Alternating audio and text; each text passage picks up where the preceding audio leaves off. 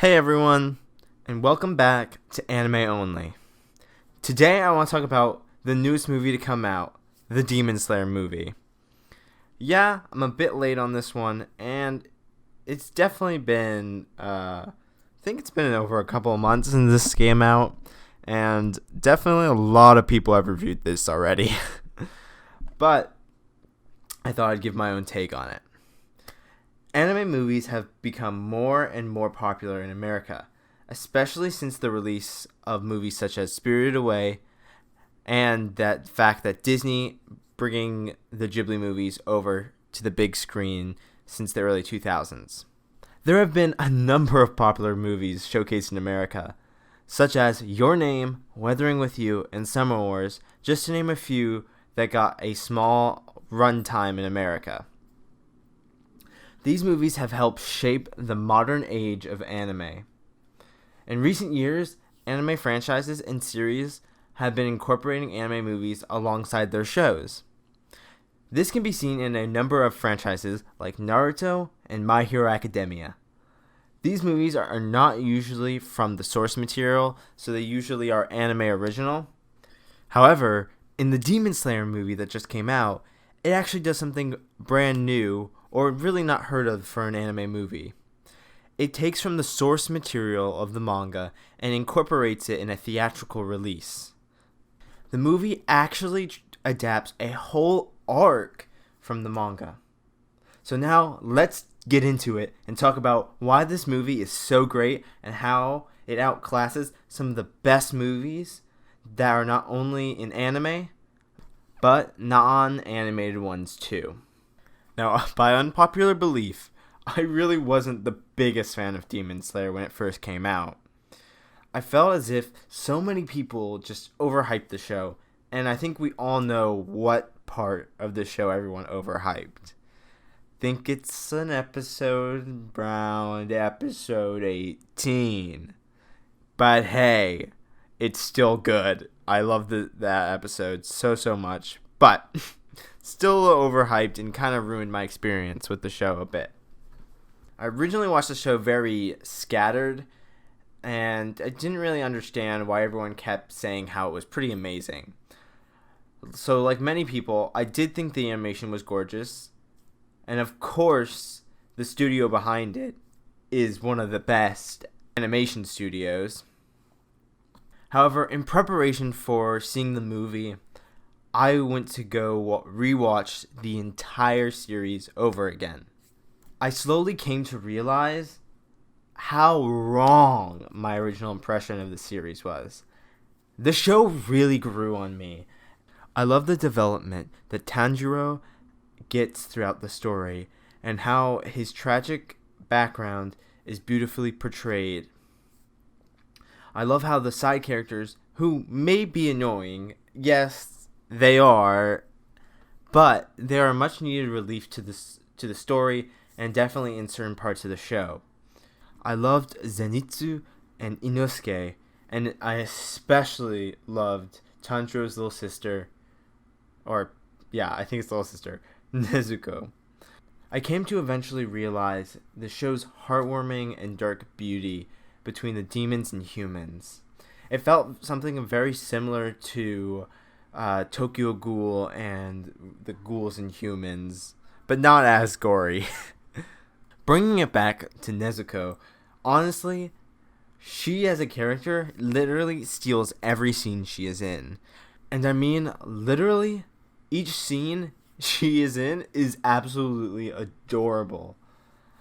From her cute faces that she makes or her being like cute angry, it just, I love every minute that she's in the show. For a character's journey perspective, Tanjiro has one of the best I've ever seen. I like the fact that he is strong, but he has his limits, and you can definitely see that through the Hashiras. I believe that's how you say that.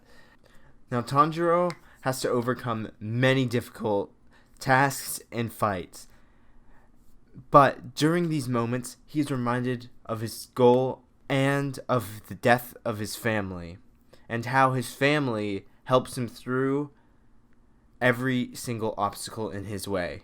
These scenes that his family appears in throughout the show literally make the show for me. Not only that, but a lot of like the flashback scenes or the interactions between certain characters just showcase the bond that Tanjiro can form with people. One scene in particular that I want to bring up is when he has to destroy a boulder and he's helped by two people. I can't really remember their names right now, but they're really cool and they're on the screen.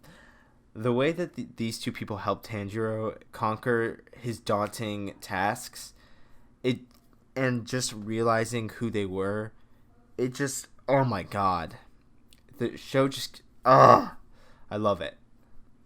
Now let's actually get into this. Sorry for talking a little bit about the series and the show and how I feel about some stuff, but thought it needed to be said. Okay, first, if you don't want any spoilers, just please leave. And if you want the short answer to, if you haven't seen the movie and want the answer, is it good or not? Yeah, it's really good. Now go watch it. Now, I'm not going to go over the entire movie and kind of my feelings, because I feel like most reviewers have already covered that. So the movie opens where pretty much the anime left off on. The three demon slayers are hopping on the train looking for Rengoku. Tanjiro and gang walk through looking for him, and no joke, this was one of the best character introductions I've ever seen. Rengoku just chopping away at a ton of like bento boxes or a ton of meals. He just like, there's just like a pile of them. And not only that, like when it cuts away later, you can see like the attendants just putting them in a trash bag. It just, I love it. But I also just want to focus on Rengoku as a character, because obviously he's a huge part of this entire movie. I feel as if not enough people are talking about Rengoku as a character. And a lot of the scenes that he's in are just some of the best parts of this movie. Especially speaking about the flashbacks that Rengoku has while either in the dream state or when he's in the final battle. And how Rengoku was raised and what he's went through while growing up.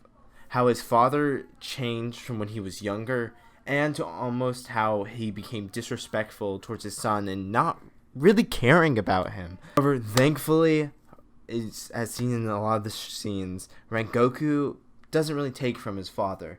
He mainly takes from his mother's side and how she acts and wants him to act. The scene in particular that I'm talking about here is the scene with when Rengoku is young and his mother is dying on her deathbed, and she is just basically telling her son that with all the power that he has and the strength that he has, that he must protect people. It's kind of a twist in words with like, great power comes great responsibility. The twist on this very popular Spider-Man quote is pretty amazing, and I love what they did with it and where it takes Rengoku in the story. I'm going to leave talking about Rengoku for now, but I'm definitely going to bring him back when I start talking about one of the best fight scenes I've ever seen. Another really key scene that I want to talk about is the Tanjiro's dream state. Now, not necessarily Tanjiro's like dream that he had, but one of the kids that went into his dream and how he reacted to reaching the core of Tanjiro. Now, the kid has trouble trying to find Tanjiro's like main core, where he has to like slice it open, and eventually he opens up where the core would be and just sees this vast sky, an endless abyss of just bright lights and the clouds everywhere, and it's so beautiful, and it just shows really who Tanjiro is as a person. And honestly, the kid is just so shocked, and not only that, I'm so surprised. Like, I'm feeling like the goosebumps when I was watching this. I was like, oh my god. The spirits even guide this kid to him. The kid breaks down when he comes out of the dream, and it's just, Tanjiro is basically the embodiment of the best of what the Demon Slayer Corps has to offer in terms of showing his humanity and love for the people around him. It can be seen throughout not only this movie, but the entire show.